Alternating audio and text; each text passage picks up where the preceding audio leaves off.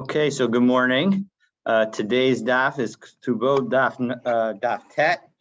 We are at the very bottom of daf Chetam Bet, last three words on the line, on the last line, and we are returning to a topic that we raised in the very first mission of Ketubot, namely the possibility that a husband, the groom, will wake up the next morning, realize that the wife was not necessarily a virgin, and as a result want to make a claim in court in connection with it.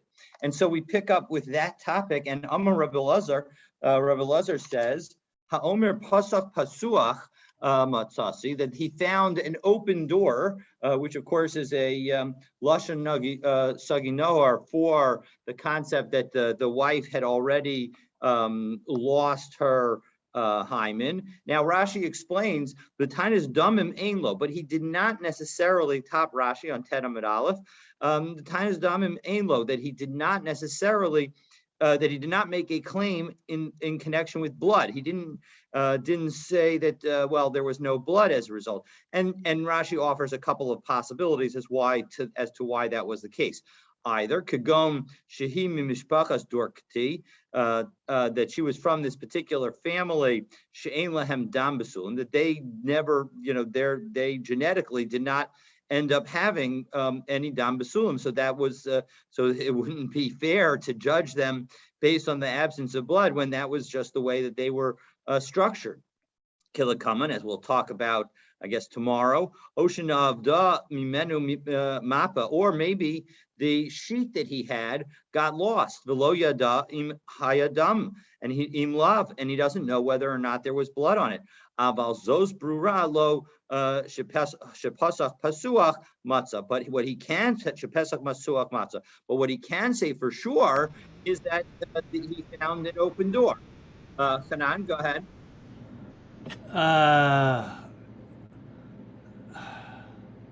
They're doing a visual inspection. Isn't the blood really the way that isn't it? I mean, the commentaries ask, does this mean that the guy was experienced? I mean, how does he know that there was an open door? It's an excellent question. I mean, blood was the way that's why they used the shmata, right? I mean, correct. So that's why they had a white sheet. Yes, that in order to sort of judge that. 100%. I mean, the obviously on some level, he was thinking that it should have been a closer fit than it was. That I don't want to get any more graphic, but that's the basic idea. And so as a result, that's the story. He at least on some level. Now we're going to see, and at least according to the simple read, he is not going to be treated as the first opinion. I certainly hope that we pass him like the first opinion, that we're not going to treat although we're about to say that she is going to be forbidden to him, we're not going to say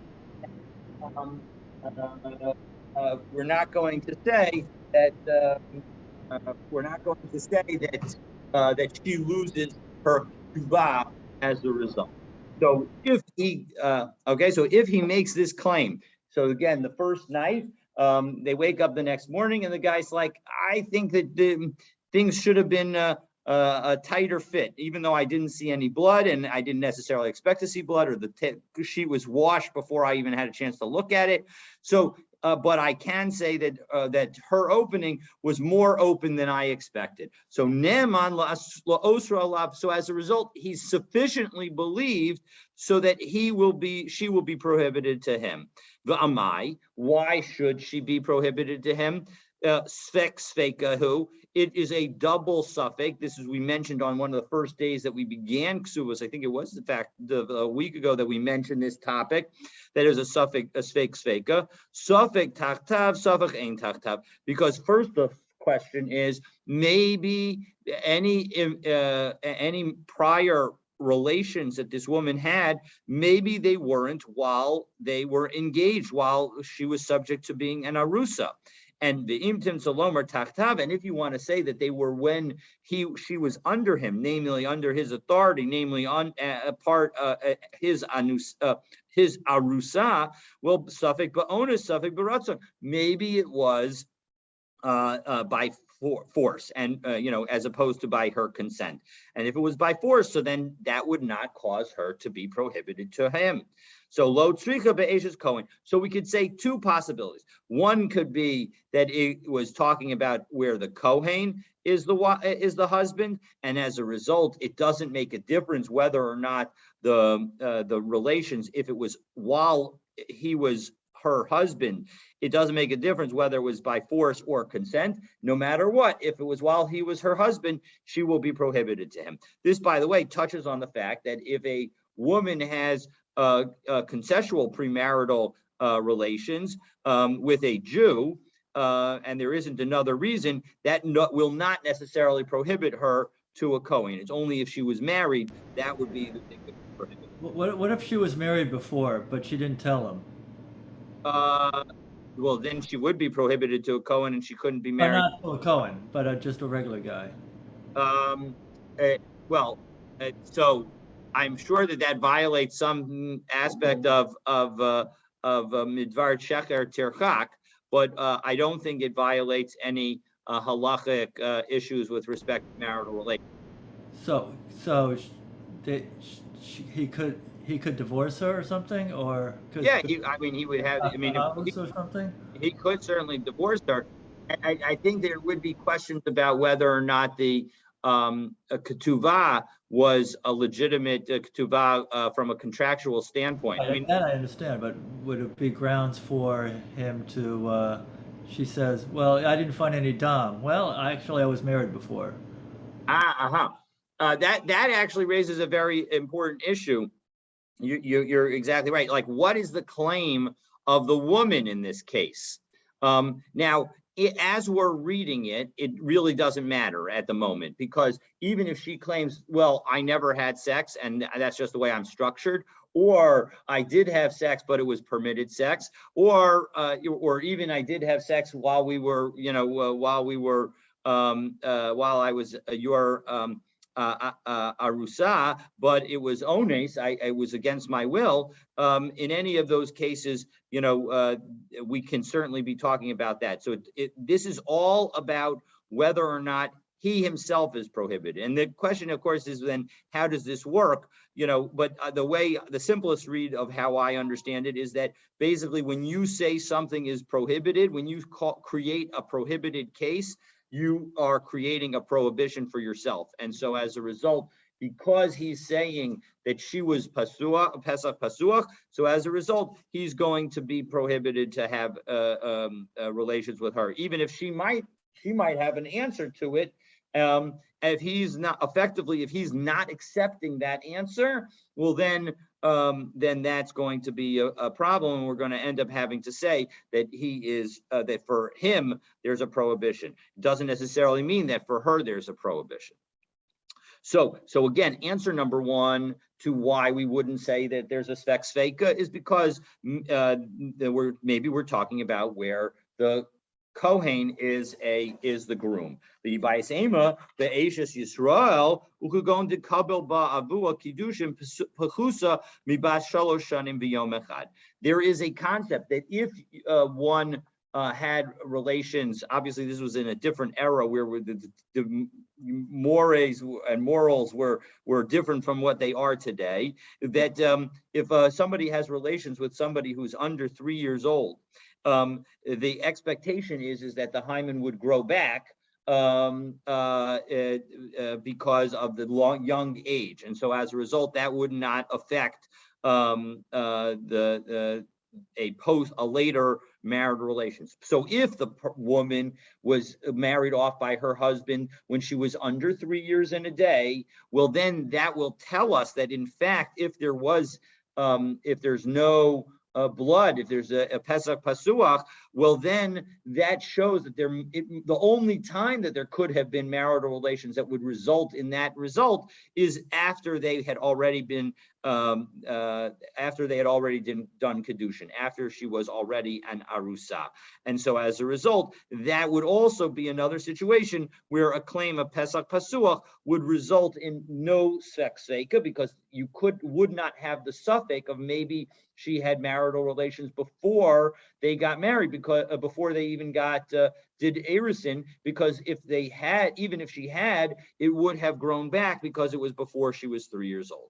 Okay, so we have these two different possibilities. So my Kamash Malan, so what is, why did we even need Rebbe Elazar's teaching? Because we have a Mishnah that actually we're going to learn in Maseches Kedushin that teaches us something very similar. Ha'omer isha kadashtich v'hi omeres lo kidishtani. If a man says, I married you, and the woman says, you did not, he muteres bikrovav, v'hu asar bikrovaseha, that essentially we end up believing both of them. She is allowed to marry his relatives because there's no witnesses that say she was married. And so as a result, there's no prohibition for her to marry his relatives because she was never married to him. But from his perspective, he says he did marry her. So we're going to prohibit him from marrying her relatives. So he can't marry her sister or her mom or her daughter. Okay, so Maudema Hasam Devadai Kimle, that Aval Hacha. So why do I need to teach the rule here, right? So the point is that here we're saying the same basic principle. We're going to believe him to prohibit her. So over there, I might have thought that obviously somebody knows the truth, meaning there's not an uncertainty about it, right? Here he says Pesach Pasuach, but that doesn't necessarily mean maybe it was just her bodily structure. Although if you say that, then maybe we should say that there's a Svek. But in any event, the point is he knows what the facts are. Go ahead.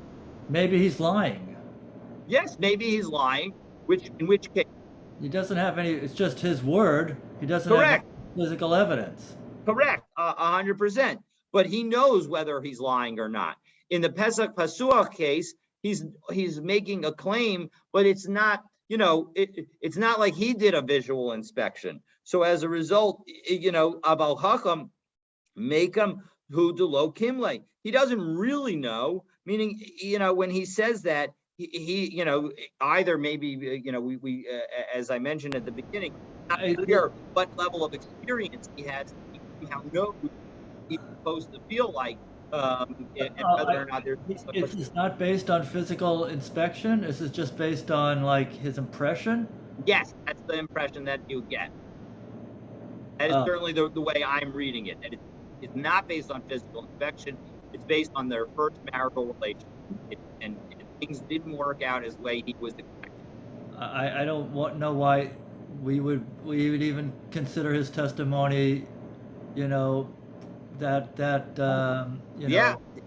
Well, I think that is the Havamina in why the response is Kamash Malan, that's exactly right. You might have thought that we wouldn't accept his word at all, even vis-a-vis himself. And again, just to be clear, the way I'm understanding Rebbe Elazar is that he's saying Rebbe Elazar is saying that the groom is prohibited.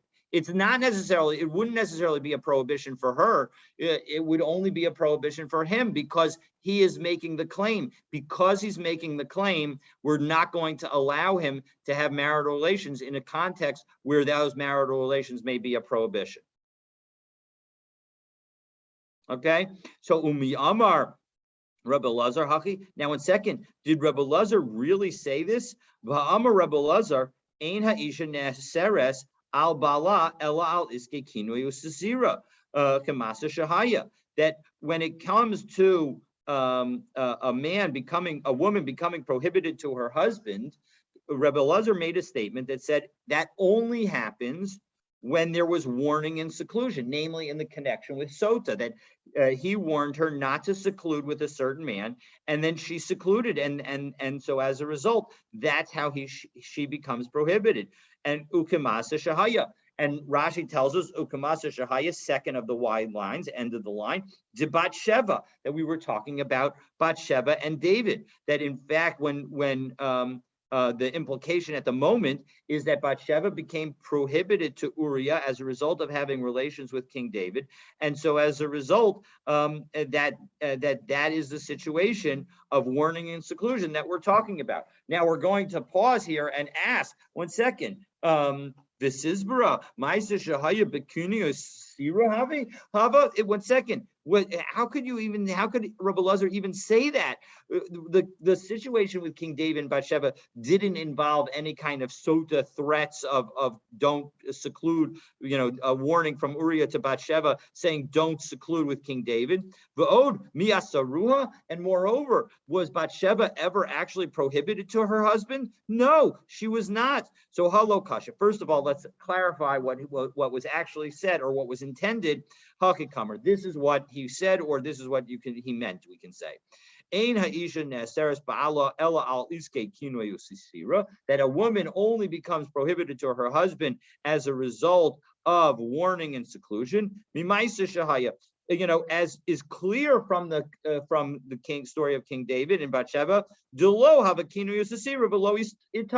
because in that situation, Uriah had never warned her about secluding with King David, and so as a result, that's why she did not become prohibited. So now, having defended the situation through the story here, and so we now have a valid other statement of Rabbi Lazar. So our question comes back, right? So mikomakom kasha. I don't understand. How could in one case Rabbi Lazar say a sokino usasira in Pesach Pasuach lo? The implication is that only kinoi and sasira is how a woman becomes prohibited to her husband according to Rebbe Lazar. And that implies that if the husband simply claims the next morning, Pesach Pasuach, we will not believe him and we will not cause her to be prohibited to him. So now the Gemara points out that the rationale, that understanding Rebbe Lazar in the way that we currently understand, when we say only, that we're talking about only in this situation, that can't be we can't understand it the only in the way we are currently understanding it. There's no other situation, because that's how we're understanding it at the moment. Because kinoi ulataimech, according to your rationale, kinoi yosasira in edim lo, that would imply, right? Again, we say that the only way that a wife could be prohibited to her husband is if, in fact, the husband says, "Don't seclude yourself with this man," and then she secludes herself with that man, and that's going to cause her to be prohibited. But what about a simple case of actual adultery? A simple case of an adultery where there are witnesses. The implication of your saying that it's only with warning and seclusion, that implies that even witnesses of an actual act of adultery, an actual act of adultery would not be sufficient. Eli hachakama. Rather, we got to further clarify what Rabbi Lazar actually meant. Ein ha'isha ne'aseres al ba'ala ba'ed echad. That in general, a woman is not going to be prohibited to her husband based on one witness. The one ella b'shnei edim. Rather, there would need to be two witnesses of their actual engagement in adultery. B'kiniyus asira afil ba'ed echadami. However, if the husband actually warns the woman not to be alone with a particular man, well, then one witness will be sufficient to cause her to be prohibited to him. And the situation now, what Rebbe Lazar would be saying to explain his other statement is that when a man says that there was a Pesach Pasuach, so it's like there were two witnesses, and so as a result, he is making a valid claim that is, and so there is no contradiction between the two statements. How is there two witnesses to that? Her and him? It's like when one says that one owes somebody money, that we say Kameya Edim Dummy, that it's like 100 witnesses. So that's the story. So it's so similarly here when he says that there's when he says that there was a Pesach Pasuach, it's as if there were 100 witnesses against him. Because it's a declaration against interest? Exactly. Thank you. That's the best way of phrasing it. It's a declaration against interest. And that's what we're doing, right? We're causing him to be prohibited. So as a result, that's okay. Thank you. Maybe he wants to get out of the marriage. Maybe he's got regrets, and maybe it's not really against his interest. If I say I owe you money, that's going to be against my interest. But maybe here it's not against his interest. Yes, but we're going to, he doesn't have any witnesses, so we're going to apply the part that's against his interest against him. All right. Okay, so now we're going to have a brief aside to talk about the story of King David and Bathsheba, namely, why wasn't she prohibited to King David, or to go back to her husband? And if she's prohibited to her husband, she would also be prohibited to King David. So Hasam onus hava. The answer is because she was considered an onus, a situation. Now, two ways of understanding this. One is that she was actually what they're assuming happened here. There are two, David and Bathsheba, but what is the Gemara assuming are the facts here?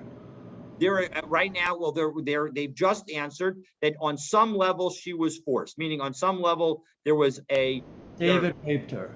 Correct. Well, there are two ways that the Forshim understand it. One is exactly as you just said, and the other possibility is that she was underage, and so as a result, it was statutory rape, where she was not old enough to give consent, and so as a result, we treat her as if she did not give consent. What's the age of that? I'm not sure whether it's any age below bat mitzvah or whether it's just even a younger age. I'm not 100%. How is she married? How is she married to Uriel? Her father could have married her off. Oh, so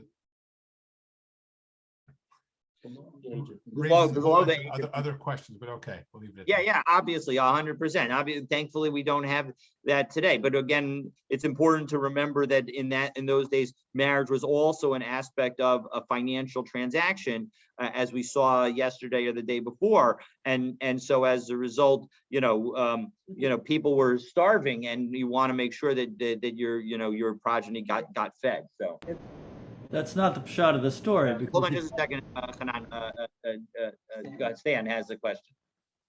If the father marries off the daughter before the age of consent, does that necessarily mean that cohabitation takes place? Yes.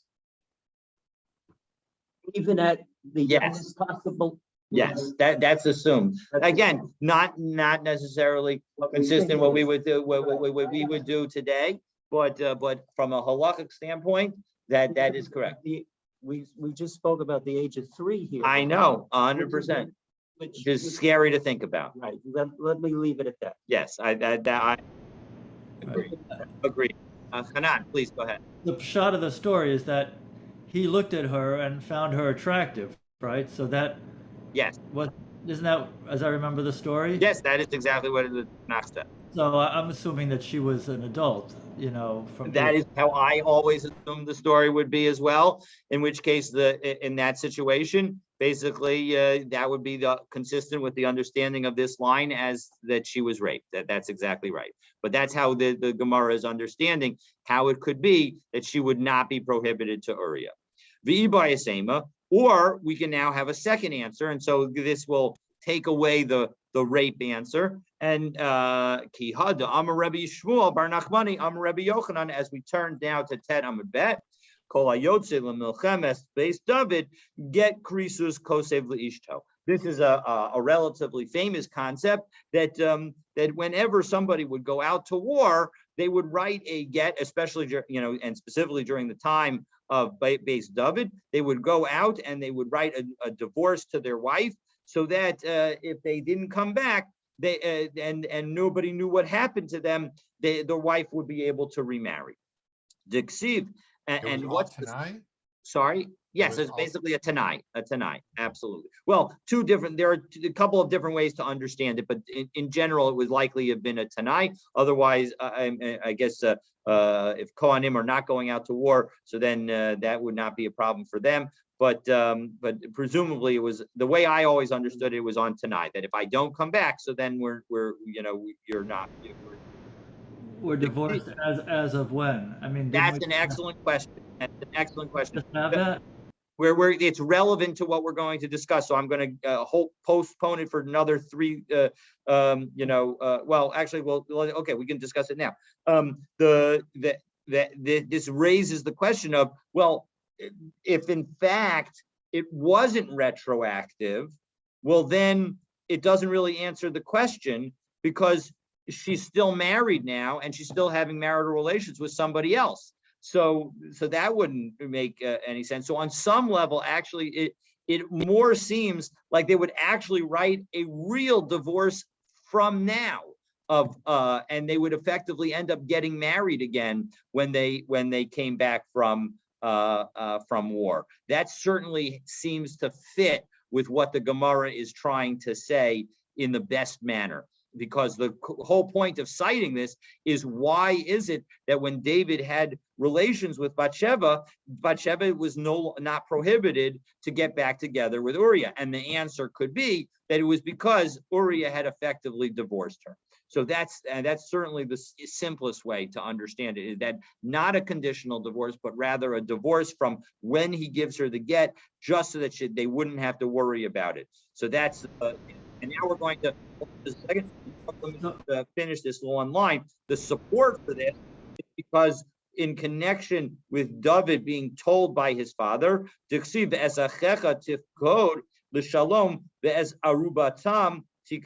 you should go and look into your brother's well-being and take their aruba. And my aruba tam tikach. What is that aruba? Tani Rav Yosef, dvarim ha'ma'oravin beino leveina. Those are special things that were uniting them between husband and wife. So David was being told to take the marriages of his brothers by obtaining that from them, so divorce decrees. So basically, the brothers were going to be going out to war. David was the youngest, so he goes out and asks his brothers, okay, give me the divorce decree so that I can enable your wives to marry again if they need to, if you don't come back. And that was what he was being told to do. So now, I'm sorry, but go ahead, Hanan, and ask your question. Sorry, all these questions, but so this was to prevent aguna, or this was to prevent yibum, or it could be either. It could be either. I think primarily to prevent aguna, because people's bodies got lost in the fields, and so that would be my expectation. But it could also be in order to prevent yibum. Okay. So now we get back to Rebbe Elazar's teaching. So again, we've now clarified the story with David, and certainly one would note that there's a Gemara elsewhere that talks about how David didn't sin. Certainly, that Gemara is consistent with the second answer that we offered here, that actually Uriah had already divorced Bathsheba. Okay. Anyway, Amar Abaye. Abaye now is going to say, in support of Rebbe Elazar's ruling, Afanan Nami Tanina. We actually have a Mishnah that seems to support this. Besula Nisis Liyom Haraviyi. Right? Our Mishnah actually says this. Right? So a virgin is married on Wednesday. Liyom Raviyi in, Liyom Chamishi lo. The answer is exactly that. We say marry on Wednesday, not on Thursday. My time. What's the reason? Because we don't want him to cool off. We want him that if he didn't have a good experience in the marital relations, meaning that he thinks that she cheated on him, we want him to go and complain right away. Ulamai, what kind of complaint are we talking about? If we're talking about trying to stop her from getting the ksuva, nasiv law doesn't make it, who cares? Let him give it to her. Ella, because after all, the rabbis don't care about the money. That's not going to be the concern. The point is that we want to make sure that if in fact he's forbidden to her, that he doesn't have continued relations with her. And if he's making a simple claim without any evidence, so then and so as a result of the katan tana, and he's making a claim, even though he doesn't have any further evidence. But he's making the claim, and so as a result, that's the situation where we're going to cause him to be prohibited. So my love, the katan tanas pesach pasuach must be that the claim is that there was an open entrance, meaning he's got to have something, right? We can't talking about where he has nothing to say. He can't just be upset at her. So the katan tanas damin. You don't have to say that there was no that the evidence, quote unquote, that he has is his own feelings, is his own sense of the marital relations. It could be that he actually has more evidence that when we're talking about the situation where she will be prohibited, it is talking about where there was no blood on the sheets after their first cohabitation, after the first marital relation. So Amar Rav Yehuda, Amar Shmuel, and so as a result, our Mishnah isn't necessarily approved to Rebbe Lazar. So now we're going to try.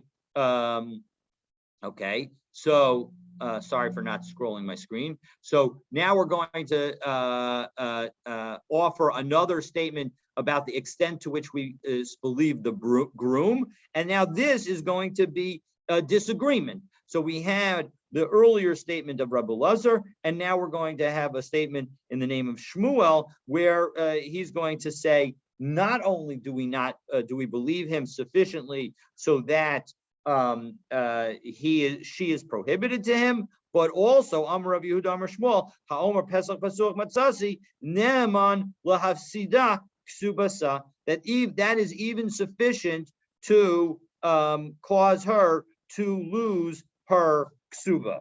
Now that seems a recourse in this. Yeah, it is kind of shocking. I don't think we paskin this way. So Amar Rav Yosef, my kamashmalan. 1 second, you could argue that Shmuel's teaching is something that we see in another Mishnah. Tanina ha'ochel etzel chamiv b'Yehuda shelo be'edim. That in the area of Yehuda in Israel, even without witnesses, one would eat in his father-in-law's house in Yehuda. And so Eina Yachol. And in those situations, right, while they are, he would eat in his father-in-law's house after Kedushin, before Nisuin, while she is an Arusa. And so because she was an Arusa, so as a result, because they were together in the father-in-law's house, Eino Yachol Liton Tanas Basulim. He has no ability to make a claim against her regarding her virginity, regarding her lack of a hymen, because he himself was the one who was with her. So as a result, we have to suspect not only. So essentially, we have the double sex seka, right? Not only do we have the suffix that maybe she had marital relations before, but even during, maybe the marital relations were with her husband. So because he was secluded with her. So what's the implication of this? It's only Bihuda dehu lo matzitain. It's only in Yehuda that you can't make the claim. Habegalil matzitain. But elsewhere in Israel, where you don't have the groom living with his father-in-law and with his bride to be, he can make a claim. Ulamai, and what kind of claim is it?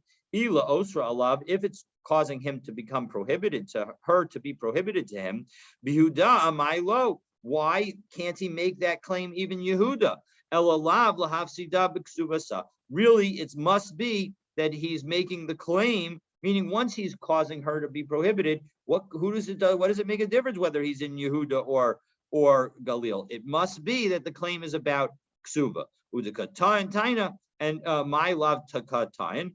Tinus Pesach Pasuach. And presumably, what kind of claim is he claiming? He must be claiming the claim that of Pesach Pasuach, that her door was open, that in fact that she had lost her virginity beforehand. So lo the Katan Tinus Damim. No, we could say that even in that situation, he is making a claim that where there is blood or a lack of blood on the sheet, and he has the sheet to support her to support his claim. And so only in that situation would we say that there is believability to the husband, and therefore would she lose her ksuba. And so as a result, the bottom line is at the moment is that we've got these various positions on whether or not we're going to believe somebody. And so we're going to stay tuned tomorrow as we consider now whether the ksuba is biblical or rabbinic.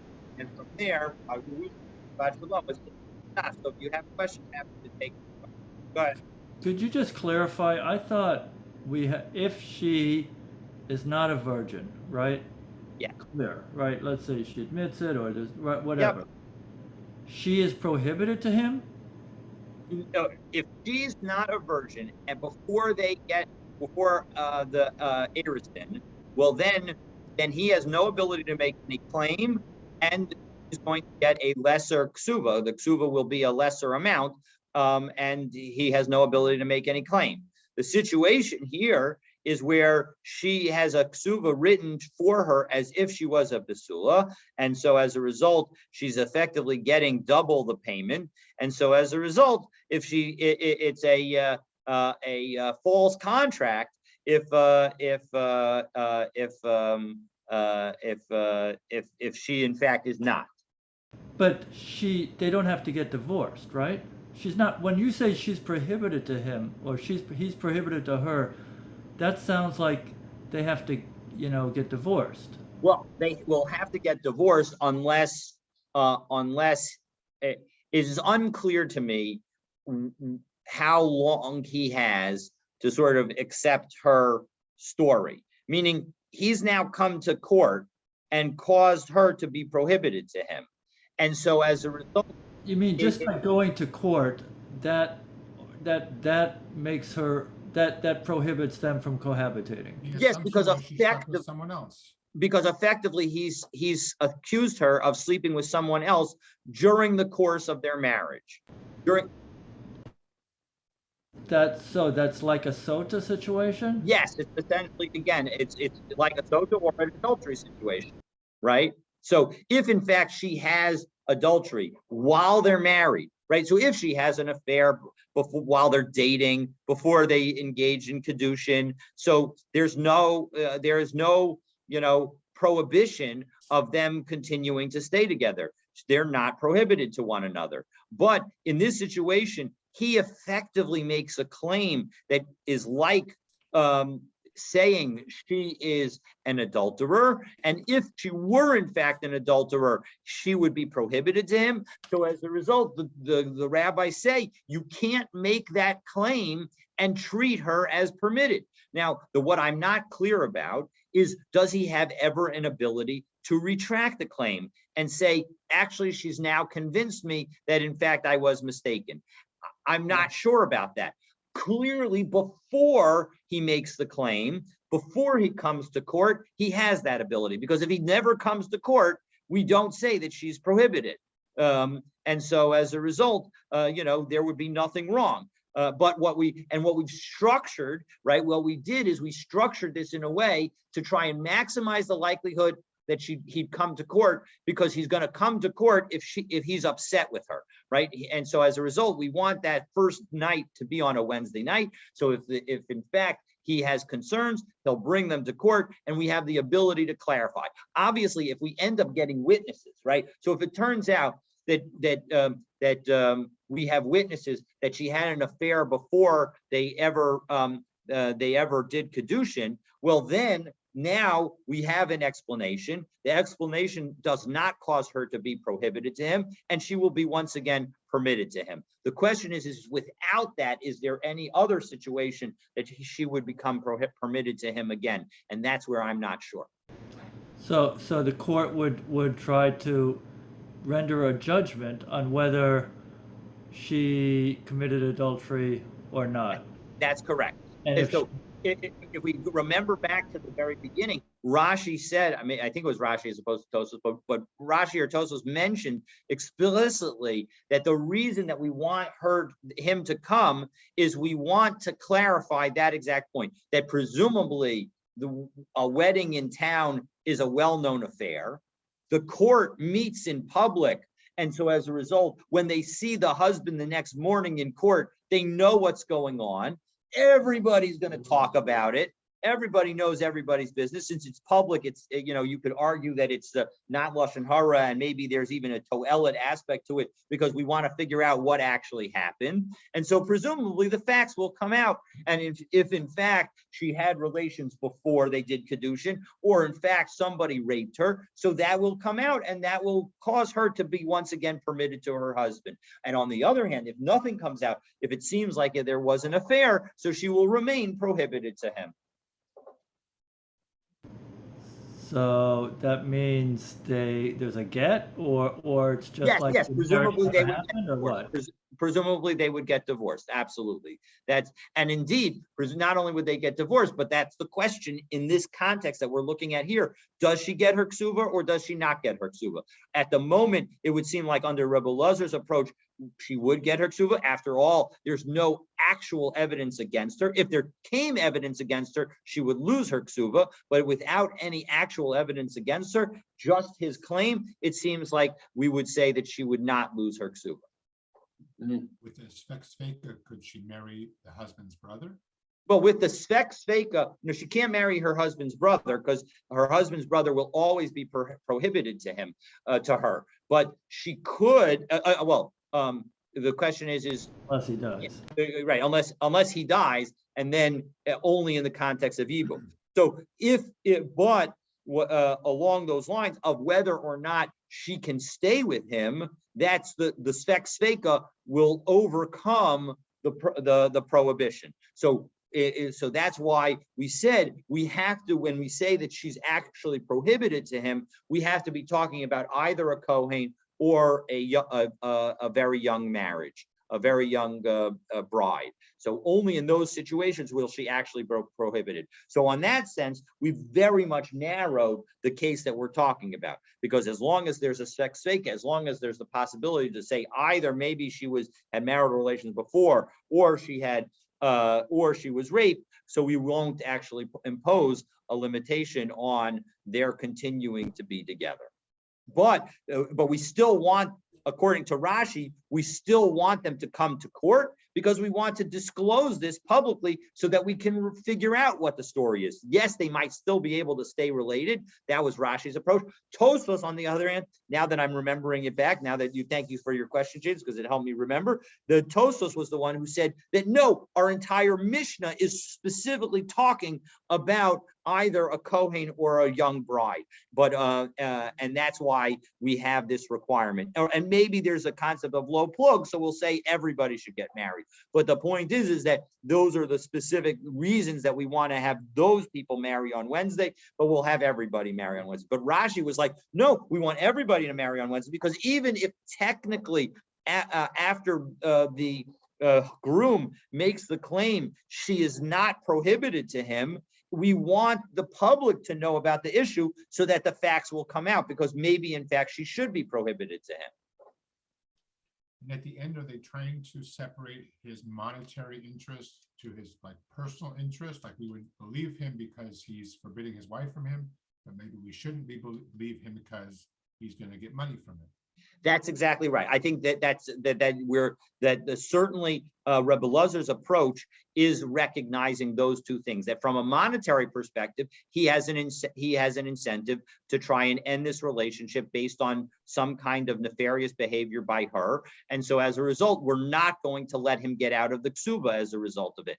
But on the other hand, it's a statement against interest, as Hanan pointed out, for him to say this, because now he can't have marital relations with her. So from the statement against interest, we're going to believe him. But from the statement that would be consistent with his interest, we will not.